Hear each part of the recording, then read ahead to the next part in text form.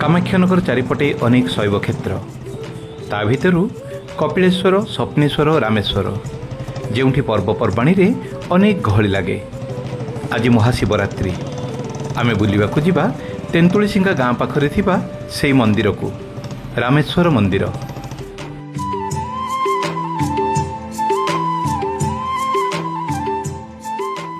ढेंकानाल जिला कामाख्यानगर अंचल तेंतुलीसिंगा गाँ पाखरे शांत भाव में बही जाउछि रामियाळ नदी। मंदिर पाख दे बही जाउथिबा रामियाळ नदी एही स्थानर सौंदर्य को खूब बढ़ई देई थाए। लोकंक विश्वास अनुसार एही नदी रे स्नान करी प्रभुंक दर्शन कले पुण्य प्राप्ति हुए। नदी कूल थिबा ए पीठटी एक सुंदर पर्यटन और पिकनिक स्थल भाव में ढेंकानाल जिलार आखपाखरे बेस परिचित।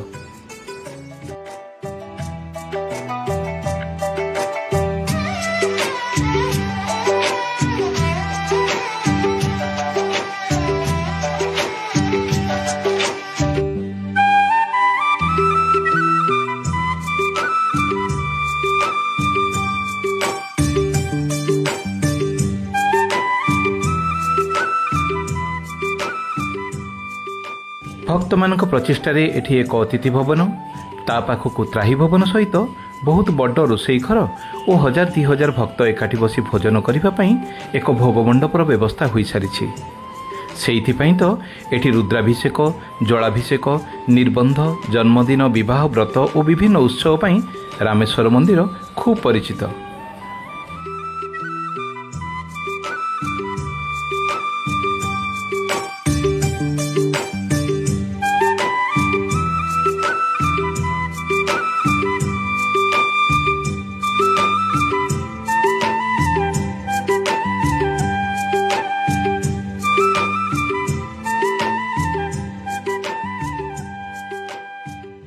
प्रभु रामेश्वर मंदिर पाखक लगी माँ पार्वती मंदिर केते निखुण कारुकार्य झलमल आलोकरे माँ जीवंत लगती।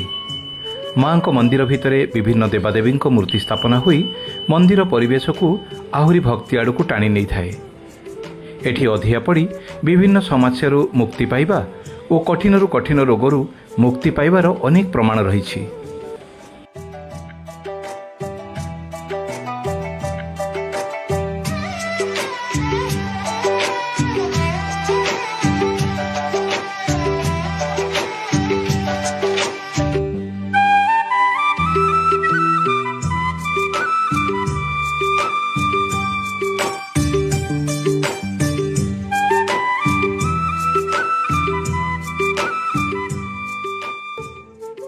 रामियाळ नदी कूल अछंती प्रभु शिवंकर पवित्र पीठ रामेश्वर महादेव। मंदिरटी बड़ शिखर बा कलिंग शैलीर देउल नुहे किंतु भक्त मानकर आस्था और भक्ति रे एई धाम खूब पवित्र और महत्वपूर्ण। रामेश्वर नामर अर्थ रामंक ईश्वर। स्थानीय कथा अनुसार श्रीरामंक सहित यार आध्यात्मिक संपर्क रही।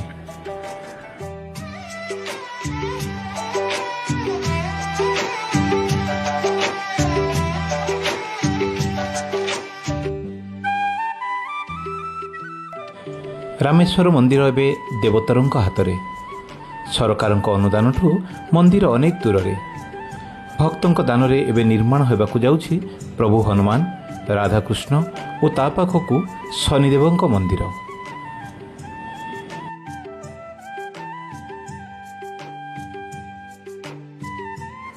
प्रथमे खोला आकाश तले चाल छपर घर भितर प्रभु पूजा पाउथिले। प्रभु रामेश्वर महिमा धीरे धीरे लोकलोचन को आसिला। प्रभुंक गहली बढ़िबा परे भक्तों दान रे छोट मंदिरटीए निर्माण होइथिला। गमनागमन सुविधा हेबा परे राजा और भक्त मानक अनुदान रे एई बड़ मंदिरटी गढ़ा होई जाइछि।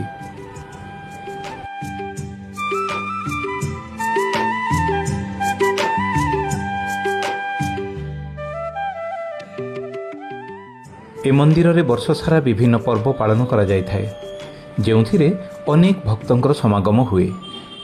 महाशिवरात्रि एठारे सबुठारु बड़ पर्व।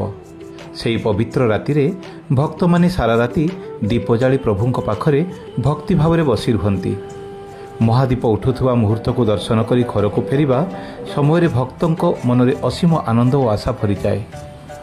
ସେହିଭଳି ଶ୍ରାବଣ ମାସରେ କାଉଡ଼ିଆ ଭାଇମାନେ ରାମିଆଳ ନଦୀରୁ ଜଳ ଉଠାଇ ପ୍ରଭୁ ରାମେଶ୍ୱରଙ୍କ ମସ୍ତକରେ ଭକ୍ତି ଭାବରେ ଅର୍ପଣ କରିଥାନ୍ତି। ମନ୍ଦିରଟି ନଦୀ କୂଳରେ ଥିବାରୁ ଜଳ ଆଣି ପୂଜା କରିବାରେ କାଉଡ଼ିଆମାନଙ୍କର ବହୁତ ସହଜ ଓ ସୁବିଧାଜନକ ହୋଇଥାଏ। ଏଠାରେ ବଡ଼ ପର୍ବ ଶୀତଳ ଷଷ୍ଠୀ। ପ୍ରଭୁ ଶିବ ମାତା ପାର୍ବତୀଙ୍କର ବିବାହ ଉତ୍ସବ ଏଠାରେ ବହୁତ ଜାକଜମକରେ ପାଳନ ହୋଇଥାଏ।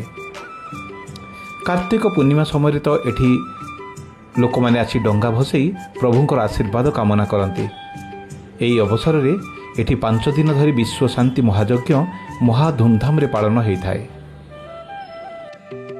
ଏ ମନ୍ଦିରରେ ମେଳା, ଭଜନ, କୀର୍ତ୍ତନ ଓ ସାମୂହିକ ପୂଜା ଅର୍ଚ୍ଚନା ଏହି ପବିତ୍ର ପୀଠକୁ ସଦା ଜୀବନ୍ତ ଓ ଆଧ୍ୟାତ୍ମିକ ଚିନ୍ତା ଚେତନାରେ ଭରି ରଖିଦେଇପାରିଛି।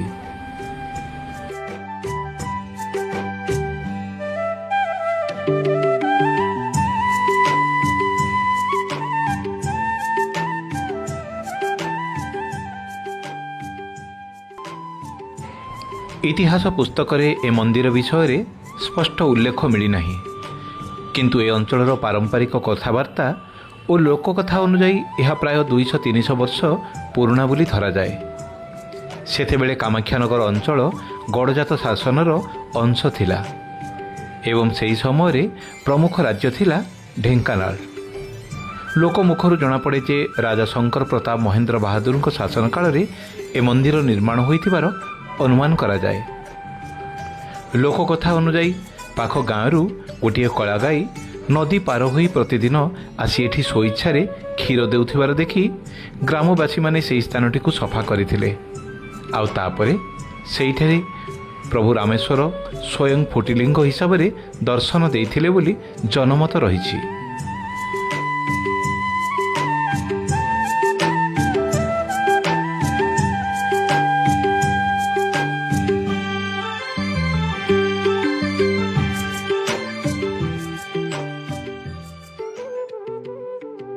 ରାମିଆଳ ନଦୀ କୂଳରେ ଅବସ୍ଥିତ ଏହି ରାମେଶ୍ୱର ମହାଦେବଙ୍କ ପୀଠ ବଡ଼ ବଡ଼ ଇତିହାସ ପୁସ୍ତକରେ ନଥାଇପାରେ, କିନ୍ତୁ ଗାଁ ଲୋକଙ୍କ ହୃଦୟରେ ଏହା ଭକ୍ତି ଓ ଆସ୍ଥା ସହିତ ବହୁତ ମନଛୁଆ ସ୍ଥାନ ହୋଇ ରହିଯାଇଛି।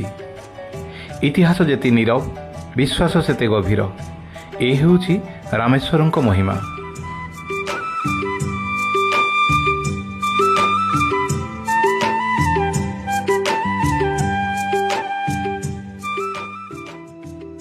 ପ୍ରଭୁ ରାମେଶ୍ୱରଙ୍କ ଦର୍ଶନ ଆପଣଙ୍କୁ କେମିତି ଲାଗିଲା? ଆପଣଙ୍କ ଅଞ୍ଚଳରେ ଏମିତି ଯଦି କିଛି ସୁନ୍ଦର ଜାଗା ଅଛି, କମେଣ୍ଟ ବକ୍ସରେ ନିଶ୍ଚିତ ଲେଖନ୍ତୁ। ଧନ୍ୟବାଦ।